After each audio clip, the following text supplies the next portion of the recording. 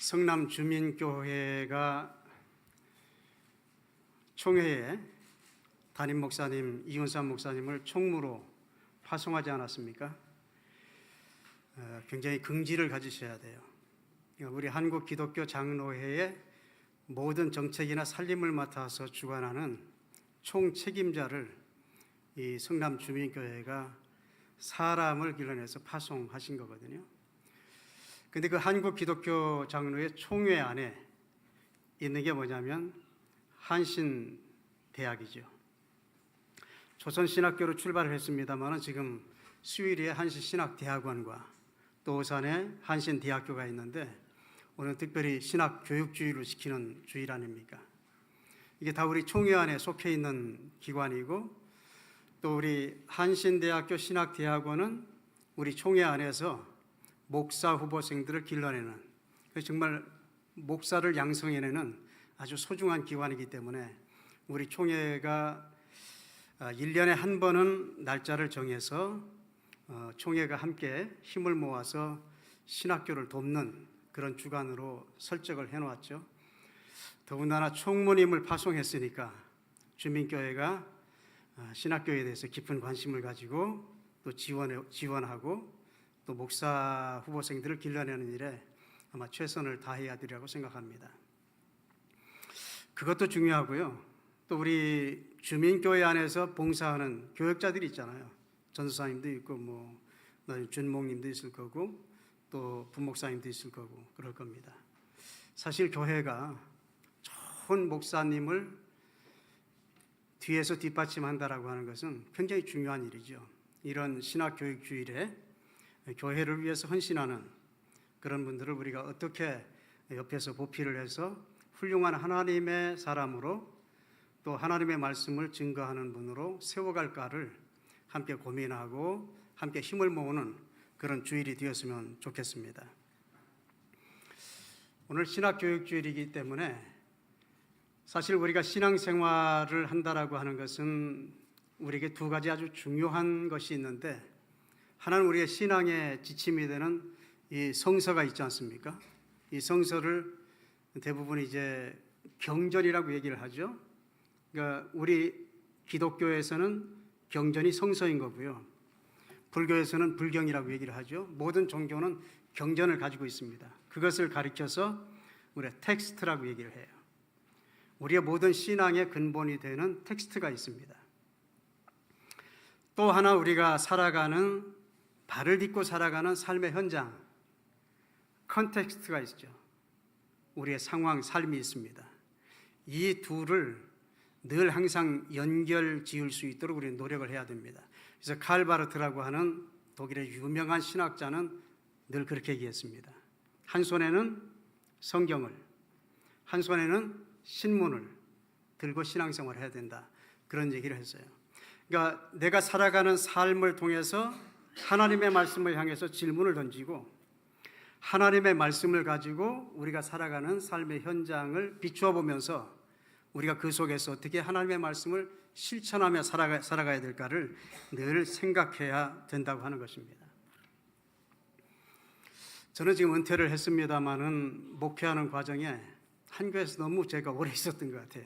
34년 목회를 했으니까요.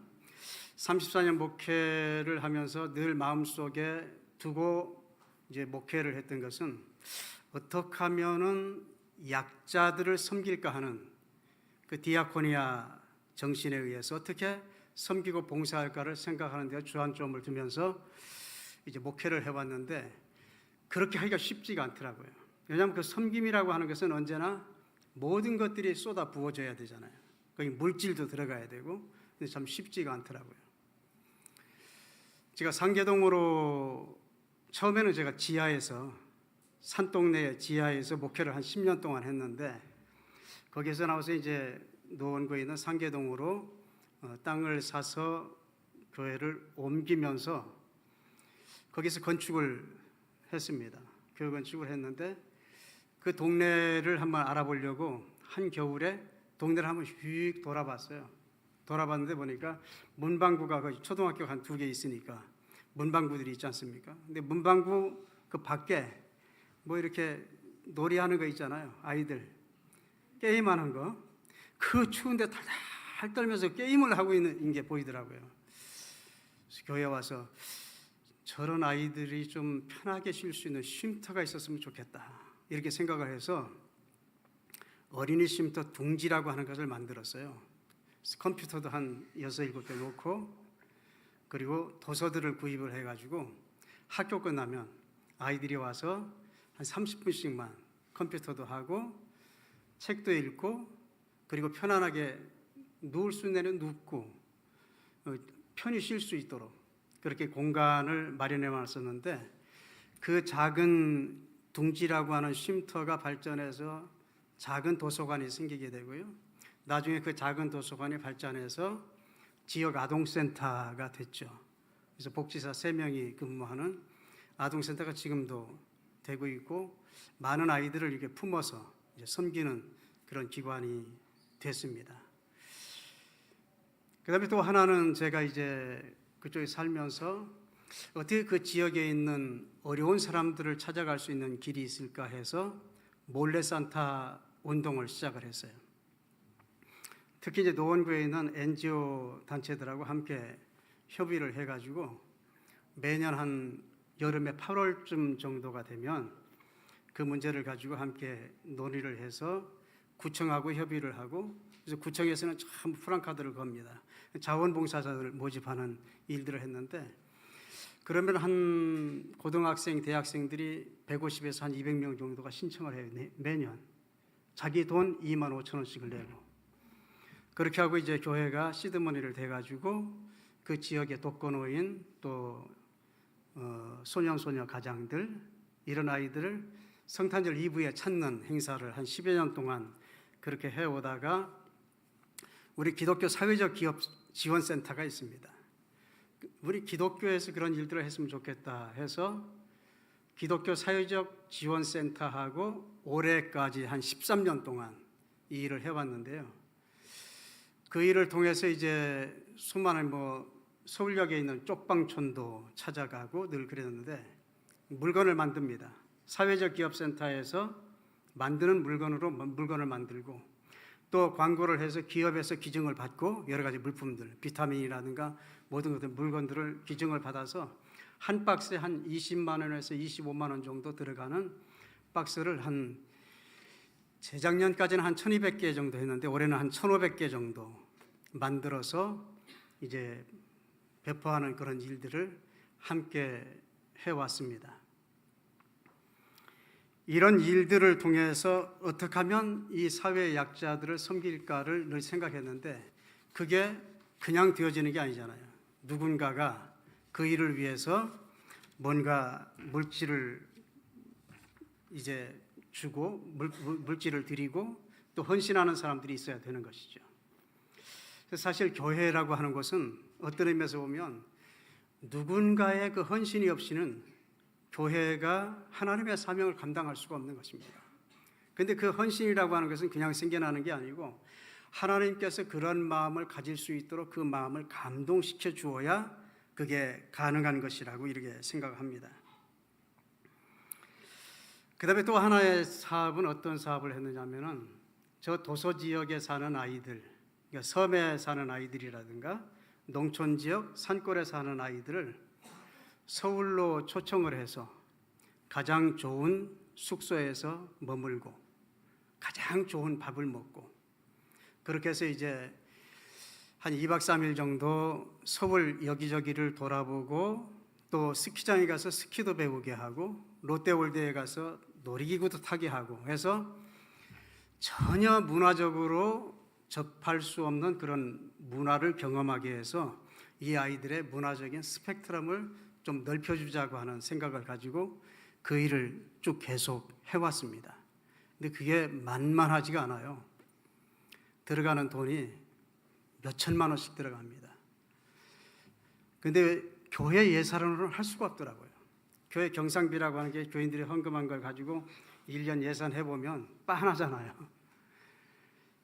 이 일도 사실 제가 목회하던 교회에 아산상선이라고 하는 회사를 경영하는 집사님이 계셨는데 지금은 이제 장로님이 되셨습니다.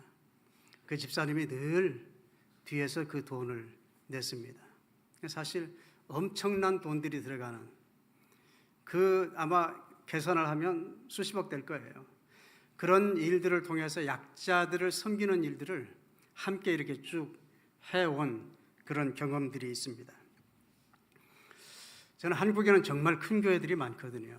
그런 큰 교회들, 그 교회에서 신앙생활하는 신자들이 어떻게 하면 이 세상의 약자들을 섬길 것인가, 이런 생각을 가지고 함께 힘을 모으고 이 사회를 향해서 그렇게 함께 움직여 간다고 하면, 저는 한국 교회가 지금쯤 세상으로부터 지탄받는 그런 교회는 되지 않았으리라고 생각합니다. 지금 한국 교회 상황을 보면 교회라고 일컬어지는 것들이 너무 과잉대표가 돼서 광화문 광장에 이렇게 모이는 그런 사람들이 마치 기독교인인 것처럼 이제 과잉대표가 돼서 교회는 정말 혐오하고 배제하고 남을 증오하는 그런 세력으로 비춰지는 이런 안타까운 현실을 바라보면서 참 안타깝기 그지없습니다. 그래서 교회는 점점 쇠퇴하고 교회는 점점 소멸로 가는 그런 현상을 지금 우리가 경험하고 있지 않습니까?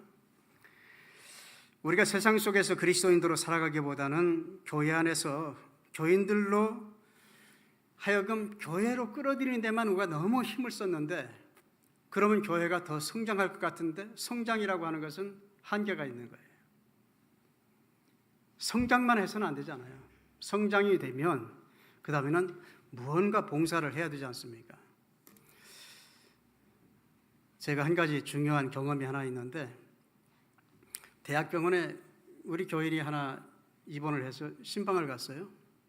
그런데 6명이 있는 그 침대에 있는 병실인데 저쪽에 앉아있는 환자 하나가 얼굴이 좀 이상한 거예요. 막 코도 막 굉장히 크고 얼굴도 이상하고. 나중에 의사한테 제가 물어봤습니다. 저분은 도대체 무슨 병입니까? 그랬더니 성장이 멈추지 않는 병이래요. 그래서 얼굴의 모습들도 계속 성장하고 있고 속의 장기들도 계속 성장한다는 거예요. 보통 정상적인 사람은 25세 정도 되면 성장이 딱 멈추고 노쇠해 가면서 쇠퇴기로 접어드는데, 이 사람은 계속 성장하니까 얼마 못 살고 간다는 겁니다. 그동안 한국 교회는 계속 성장만 추구한 거예요. 그래서 오늘 이 현실을 우리가 맞이하고 있는 겁니다. 사실 그러는 시기에 성장했을 때, 우리가 성인이 되면 어렸을 때는 매일 달라고만 하지만 성인이 되면 우리가 뭔가 사회를 향해서도 공헌하고 이웃과 함께 더불어 살아가는 그런 삶을 살아가야 되는데 그렇게 하지 못한 부분들이 있습니다. 그래서 결국 사람들이 교회를 떠나는 이런 현상들을 우리가 경험하고 있는 것이죠. 우리가 건강한 신앙, 건강한 교회는 어떻게 이룰 수 있는가? 오직 성장만을 추구하는 것이 아니라 하나님이 주신 것을 가지고 우리가 어떻게 나누어서 이 세상을 풍요롭게 할 것인가를 늘 고민해야 되는데, 그 고민이 우리에게 적지 않나 이렇게 생각합니다.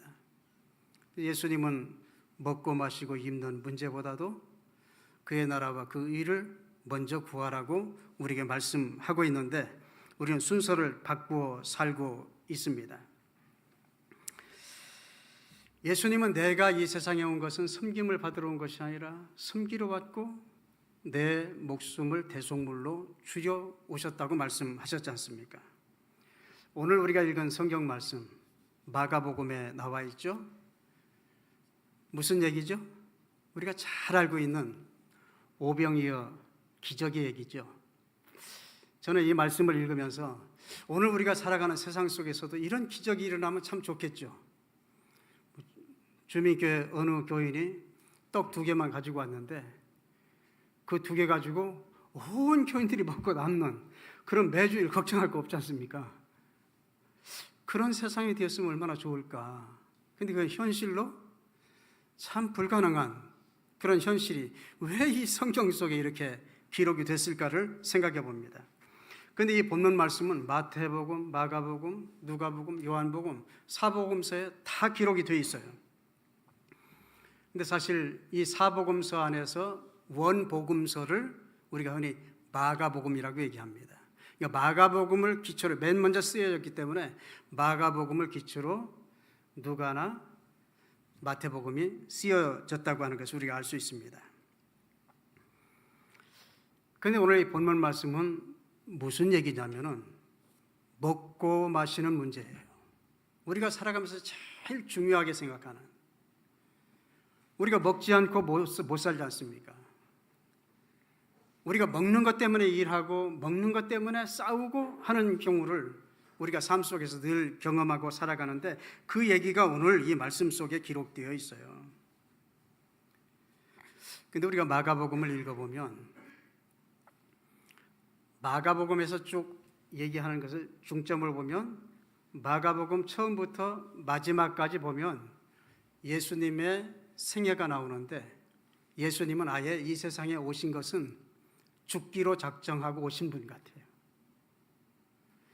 그 뒤를 제자들이 따르는데 예수님 절대로 그 길로 가서는 안 됩니다. 말리잖아요. 우리는 그 길로 가기 싫습니다. 왜 죽는 길을 갑니까? 사는 길을 가야죠. 우리가 영광된 길을 가야죠. 뭔가 우리가 성공하고 높은 자리에 올라가는 게 우리의 목표 아닙니까? 계속 예수님에게 곁에서 그렇게 얘기해요. 근데 예수님은 한치도 흔들리지 않고, 마가복음 읽어보세요. 한치도 흔들리지 않고 십자가를 향해서 갑니다. 그건 죽음의 길이거든요. 그 옆에서 제자들이 아무리 아니라고 해도 예수님은 그 길을 향해서 가는 것을 보게 됩니다. 십자가를 앞에 놓고도 예수님께서는 최후의 만찬을 제자들과 하시죠. 그럼 철저하게 섬김의 본을 보여주십니다. 제자들의 발을 씻겨주시고 빵과 포도주를 가지고 서로 나눠줍니다. 이 성찬식의 근거가 되는 것이죠. 예수님이 십자가에 자기 자신의 살과 피를 우리 모든 사람들의 음식과 음료가 되게 만드셔서 우리를 살리시는 일을 하신 것입니다. 예수님의 생애를 보면 자기 자신의 꿈을 이루기 위해서 한 것이 아니라 하나님의 뜻을 이루기 위해서 하셨는데, 하나님의 뜻은 그 십자가에서 모든 이들을 살리는 그 일이었기 때문에 예수님은 그 길로 가시죠. 내 원대로 말고 아버지의 원대로 하시옵소서. 우리는 늘 신앙생활하면서 질문을 던져야 됩니다. 신앙생활은 질문이에요. 그냥 주는 대로 받아서 사는 삶이 아니라 질문을 던지는 겁니다. 하나님, 내가 오늘 이렇게 살아가는데 하나님의 뜻은 어디에 있습니까? 라고 하는 질문을 던질 때 하나님께서는 내가 살아가야 될 방향과 목적을 가르쳐 주시는 것입니다. 주님께서 저를 통해서 이루고자 하는 주님의 진정한 기대는 어디에 있습니까? 질문이라고 하는 것은 반드시 답을 낳게 되어 있습니다. 이런 질문을 던지지 않으면 우리는 주님을 기쁘시게 하는 삶을 살 수가 없습니다. 오늘 이 오병이어의 사건, 이 기적의 사건을 우리가 들여다보면 저는 성서를 보면서 마가복음에도 많은 기적들이 나오고 공관복음서, 사복음서인 요한복음서까지도 많은 기적들이 나오잖아요. 거기 보면은 병 고치는 기적도 나오고 죽은 사람을 살리는 기적도 나오고 오늘 이렇게 사흘씩이나 굶주려서 따라다니는 수많은 군중들에게 보리떡 5개와 물고기 2마리로 5,000명을 먹이고 12광주리가 남는 이런 기적의 역사들이 기록되어 있어요. 근데 우리는 다 우리의 관심의 초점은 어디에 있습니까? 죽은 사람이 살아났대. 앞을 보지 못하던 사람이 눈을 뜨고 보게 됐대. 아니, 보리떡 5개와 물고기 2마리로 5,000명을 먹였대. 이게 있을 수 있는 일이야? 그 기적에 굉장히 방점을 두고 얘기를 하잖아요. 근데 성서는 그 뒤에 다른 게 있어요. 보지 못하던 사람을 눈을 뜨게 한 것은 그 기적의 사건을 통해서 예수 그리스도가 세상의 빛이라는 사실을 증언하고 있는 겁니다. 죽은 사람을 살리신 이 사건을 통해서는 죽은 사람이 살아난 게 뭐 대수예요. 병원에서는 죽을 사람 수없이 살려내는데 예수님이 생명의 주인이시라는 거예요. 오늘 또 이 오병이어 사건도 예수님이 생명의 떡이시라는 거예요. 그 자리에서 떡을 먹은 사람들 다 죽어요. 그 5,000명도 다 죽을 수밖에 없어요. 그러나 그 속에서 진정으로 발견해야 될 것은 주님만이 생명의 떡이시구나. 주님만이 우리의 생명의 근원이시구나. 주님만이 내 구세주가 되시는구나 하는 것을 발견하지 못한다고 하면 그 기적은 별로 의미가 없습니다. 오늘 성경에 보니까 뭐라고 기록되어 있냐면 예수께서 나오사 큰 무리를 보시고, 여기서 큰 무리라고 하는 것은 그 원문에는 오클로스라고 되어 있어요.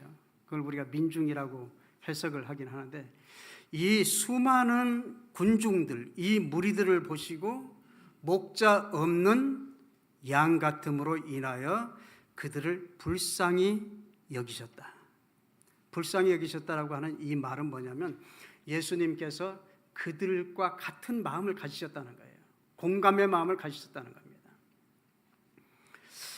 얼마나 저 많은 군중들이 먹을 것이 없고 굶주려서 사흘씩이나 이 세상에 어디에서도 희망을 발견할 수 없는 그런 상황 속에서 절망 가운데서 예수님을 향해서 몰려오는 그 무리들을 바라보면서 그들이 가지고 있는 그 마음의 상태를 그대로 절절하게 마음속에 지니셨다고 하는 겁니다. 그러면서 예수님은 어떻게 하면 저렇게 굶주린 사람들에게 먹을 것을 줄 수 있을까 생각을 하세요. 근데 제자들 나오지 않습니까? 여기 보면 제자들이 나와서 그렇게 얘기합니다. 여기는 빈들이고 날도 저물어가지고 뭐 사람들이 활동할 수 없는 이 시간에 이 사람들이 전부 예수님에게 뭔가 기대를 하고 지금 다 몰려왔는데 예수님 저 사람들을 그냥 두시겠습니까? 빨리 쫓아 보내버리시죠. 여기 돈이 있다고 해서 살 데도 없고 그 많은 돈을 어디서 구할 것이며 빨리 돌려보내서 알아서 동네에 가서 사 먹으라고 하죠. 얼마나 무책임한 겁니까? 그 많은 무리들의 배고픔과 고통과 아픔에는 제자들은 전혀 공감하지 못합니다. 그런데 예수님은 그렇게 얘기하세요. 너희가 먹이라고 얘기해요. 못하겠다고 하는데 예수님께서는 너희들이 먹이라고 얘기를 합니다. 그러면서 알아보니까 그 안에 보리떡 5개와 물고기 2마리밖에 없었다고 하는 거 아니겠습니까? 제자들은 어떤 의미에서 보면은 그들의 아픔을 생각하기보다는 돈으로 계산하고 있고, 그리고 자기 자신들은 뭔가 불편한 것을 다 덜어내고 싶은 거예요. 그 사람들하고 함께 엮이면은 자기 자신들의 삶이 불편한 겁니다. 이것만 생각했지 그 아픔을 생각하지 않는 거예요. 교회 공동체라고 하는 것은 이 세상이 가지고 있는 불편을 끌어들이는 겁니다. 그래서 함께 불편해할 수 있고 아파할 수 있고 공감하면서 그것을 어떻게 함께 나눌 것인가를 고민해야 돼요. 그게 바로 예수님의 마음이셨다고 하는 것입니다. 오늘 본문을 읽어가다가 그냥 지나칠 수도 있는데 우리가 이 성경에 보면은 39절에 보면 때를 지어 푸른 잔디 위에 앉게 하시니 이 말씀이 있습니다. 이게 사실 이제 원문을 보면은 아나 크리나이 판타스 순포시아 이렇게 되어 있어요. 헬란 말로. 이 말이 굉장히 중요한데 이 개역 성경에는 때를 지어서 푸른 잔디 위에 앉게 하시니 이렇게 번역을 해놨거든요. 근데 원문의 그 깊은 내용을 살펴보면 그 당시 예수님께서 왜 이 일을 빈들에서 행하셨을까라고 하는 것들이 밝혀집니다. 우리 우진성 박사라고 하는 분이 이 부분을 가지고 논문을 쓴 걸 제가 읽어봤습니다. 그리고 제가 헬라 원문을 한번 찾아서 그 내용을 봤어요. 아나크리노라고 하는 이 단어, 아나라고 하는 것은 전치사 위로라고 하는 거고, 크리노라고 하는 것은 비스듬히 기대고 눕는다라고 하는 그 뜻이거든요. 그러니까 이 단어가 의미하는 것은 뭐냐면 무슨 이런 카우치 같은데 이렇게 비스듬히 누워 있는 형태를 의미하는 거고요. 이 순포시아라고 하는 이 단어를 반복해서 두 개가 반복해서 나옵니다. 원문에 보면 이 순포시아라고 하는 것은 오늘날로 말하면 심포지움 같은 거예요. 우리가 학술대회나 이런 데서 심포지움을 많이 하잖아요. 근데 그 당시에 이 성서가 쓰여졌던 당시 예수님 당시에는 이 순포시아라고 하는 것이 그런 것이 아니었고 사실 향연으로 이렇게 번역하면 맞습니다. 플라톤 같은 사람도 이 순포시아를 향연이라고 번역을 했어요. 사실 그렇다고 하면 이 로마나 그리스 문학권 속에서 이 순포시아가 갖는 의미가 있는 거거든요. 그 로마의 지배 아래 있었기 때문에 예수님 당시에 그 로마에는 이 순포시아 향연이 많이 있었는데 그 당시에는 보통 귀족들, 그러니까 그 당시에 그 사회를 지배하는 귀족층들이 이런 순포시아를 열었는데 대부분 이 향연은 일부, 2부로 이렇게 이루어집니다. 하나는 일부라고 하는 것은 데이프논이라고 해서 결국은 빵이 나오는 코스 요리예요. 먹는 겁니다. 먹고 즐기는 거예요. 2부가 바로 순포시아인데 데이프논과 순포시아가 같이 엮여져서 순포시아라고 얘기했는데 향연이라고 했는데 2부에서는 뭐냐면 여흥을 즐기는 겁니다. 시도 낭독하고 뭐 어디서 무슨 토론도 할 수 있고 음악도 있고 때로는 서커스도 있고 그러면서 귀족들이 얼마나 그 규모를 크게 하느냐에 따라서 자기 자신의 힘과 자기 자신의 굉장히 위대함을 드러내려고 노력했던 겁니다. 그런데 그 당시에 로마의 순포시아라고 하는 게 거기에는 반드시 이 카우치에 누워서 음식을 받아 먹고 그리고 자기 자신의 존재를 드러내는 그런 귀족들이 있는 반면에 그 카우치 밑에서는 수많은 요리들을 날라다가 입에다가 넣어주는 노예들이 있었어요. 노예들이. 그러니까 그 당시의 기록들을 보면 노예들이 계속해서 음식을 넣어주지 않습니까? 근데 위라고 하는 것은 한계가 있잖아요. 어느 정도 차면 먹을 수가 없잖아요. 우리도 밥을 먹다가 가끔 과식을 하면 어디까지 올라와요? 목까지 올라오죠. 그럼 먹을 수 없잖아요. 그러면 손을 넣어서 토합니다. 그러면 노예가 그걸 받아요. 그리고 또 음식을 먹습니다. 그게 그 당시의 문화였어요. 그러니까 철저하게 거기는 진수성찬이 차려져 있는데 하나는 토하면서 먹을 수 있을 정도로 풍요롭고 거기에서 시중을 드는 노예들은 그 풍요로운 것을 보면서도 배를 쫄쫄 골아야 되는 이게 바로 로마가 가지고 있는 하나의 심포지움이었던 거예요. 그런데 오늘 성서 본문을 보면 예수님은 그 당시에 예를 들면 순포시아라고 그러면 누구나 다 아는 헬라 로마 문화권에서는 누구나 다 아는 겁니다. 예수님이 의도적으로 빈들에서 아무것도 없는 곳에서 예수님이 심포지움을 한 거예요. 오늘 성경을 자세히 보면 제자들에게 뭐라고 얘기합니까? 때를 지어서 50명씩 100명씩 쭉 앉혀라 얘기했죠. 뭘 하기 위해서? 이들이 받아 먹기 위해서. 어떻게 된 거예요? 오늘 성경은 전도가 됐죠. 예수님과 제자들은 노예의 자리에 쓴 거예요. 그들을 섬기는 자리에 쓴 거예요. 떡을 떼어서 나눠주는 일을 하는 겁니다. 노예가 하는 일을 하는 거예요. 그리고 거기에 5,000명이나 되는 사흘씩이나 먹지 못했던 수많은 그 군중들은 노예의 자리가 아니라 카우치에 앉아서 아나크리노라는 단어가 그거예요. 앉아서 나눠주는 것을 받아 먹는 자리예요. 이게 바로 오늘 본문의 말씀이라고 볼 수 있습니다. 늘 섬김을 받으려고 하는 유혹에서 벗어나서 섬김을 실천할 수 있다고 하는 것. 저는 그것이 기적이라고 생각이 돼요. 보리떡 5개와 물고기 2마리로 5,000명을 먹인 것이 기적이 아니라, 제자들은 늘 예수님께서 서로 싸웠잖아요. 네가 크냐 내가 크냐. 예수님을 앞에 놓고 내가 예수님의 오른편에 앉을 거냐 우편에 앉을 거냐 서로 싸우기만 했죠. 커지고자 했죠. 그렇게 커지고자 하던 그 사람들이 진정 섬기는 자리에 내려올 수 있는 게 쉽지가 않아요. 평생 그 자리로 옮긴다라고 하는 거 쉽지 않습니다. 그런 사건이 일어나면 그게 기적인 겁니다. 우리는 신앙생활하면서 이런 기적을 경험해야 돼요.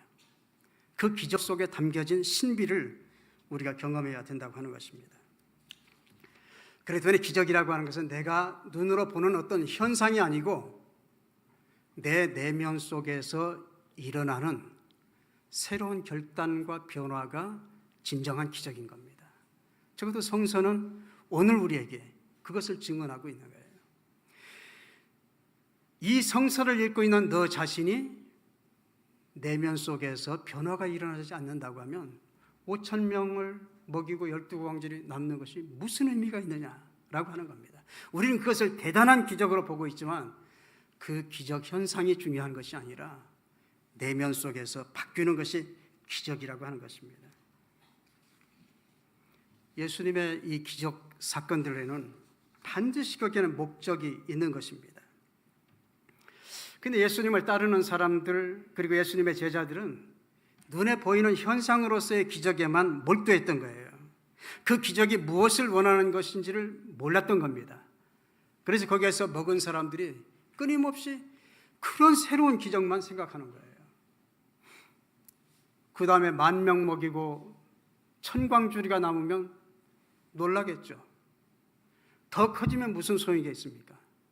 진정 내 자신 속에서 변화가 없는데, 내 자신 속에서 생수가 나오지 않고, 내 자신 속에서 새로운 변화가 일어나지 않는데 밖의 현상이 나에게 무슨 영향이 있느냐 그 말입니다.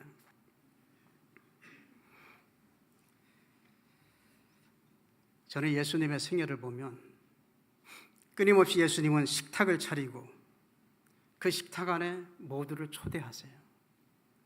그리고 거기에는 누구도 배제되지 않고 함께 먹을 수 있는 식탁을 늘 생각하셨습니다.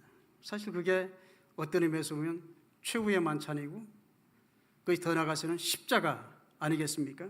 저는 이 오병이어의 사건과 그 다음에 예수님이 최후의 만찬을 하신 사건과 더 나아가서는 십자가의 사건, 이것이 하나로 연결되는 사건이라고 생각합니다. 예수님은 끊임없이 그 누구도 배제되지 않고 모두에게 다 그들을 섬겨서 살리고 풍요롭게 하고자 하는 주님의 모습이라고 하는 것을 우리가 알 수가 있습니다. 예수님은 자기 자신의 식탁에 병든 자, 창기나 세리까지도 배제하지 않았습니다. 당시 바리새인들을 보세요. 우리가 복음서를 읽어보면 끊임없이 바리새인들은 우리는 옳고 너희는 다르다라고 이분법적으로 배제해놓고 자기 자신들의 울타리나 자기 자신들의 안으로는 절대로 들어오지 못하도록 방어막을 치지 않았습니까?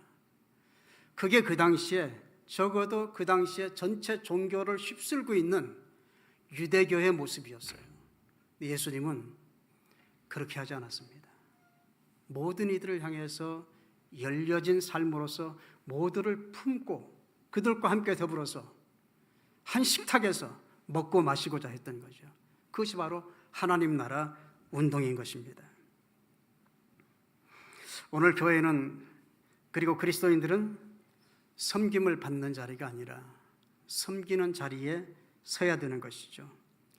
내가 섬김으로써 내가 속해 있는 모든 공동체가 축제가 되고 향연이 되는 자리, 그런 자리를 만들어야 됩니다. 그게 바로 예수님께서 제자들과 그 밥을 먹지 못해서 쫓아다니는 수많은 군중들, 그 오클로스들과 함께 빈들에서 예수님께서 버리신 향연이신 거예요.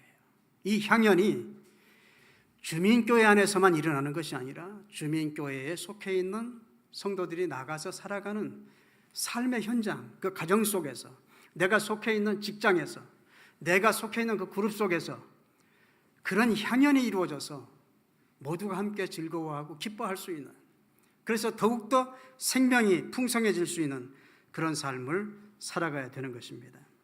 저는 주민교회가 지금까지 그런 것을 지향해 왔다고 생각합니다.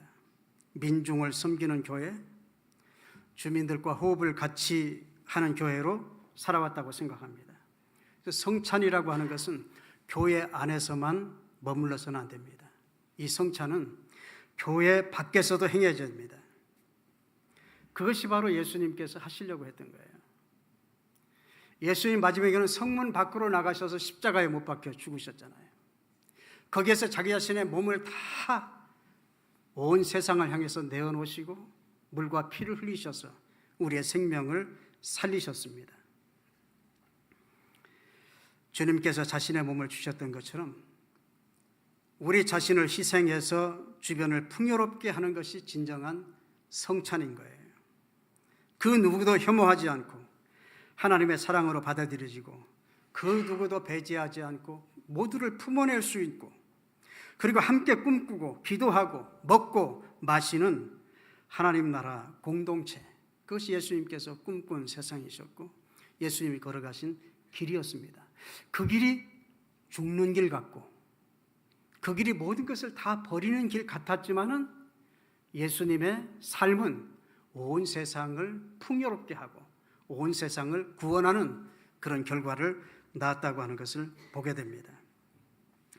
저는 주민 공동체가 이런 주님의 꿈을 가슴속에 품고 내 안에서 매일매일의 삶 속에서 진정한 기적을 일으키고 그 진정한 기적을 통해서 주님은 오늘 또 내 안에 살아계시구나, 주님은 오늘 또 나와 함께 하시는구나 하는 이 삶을 늘 살떨리게 경험하면서 살아가는 모든 교우들이 될 수 있기를 원합니다. 함께 기도하시겠습니다. 하나님 감사합니다. 오늘도 저희들이 이렇게 숨 쉬고 먹고 마시고 예배를 드릴 수 있음은 하나님의 은총입니다. 우리가 한순간도 이런 하나님의 은총을 잊지 않게 하시고 우리의 삶 속에서, 우리의 깊은 내면 속에서 매일매일 마주하는 기적을 경험하면서 살아갈 수 있도록 은혜를 베풀어 주시기를 원합니다. 주민 공동체가 진정한 식탁 공동체가 되어서 이 주민 공동체를 통해서 세상을 풍요롭게 할 수 있도록 은혜를 베풀어 주시옵소서. 예수님의 이름 받들어서 간절히 기도 올리옵나이다. 아멘.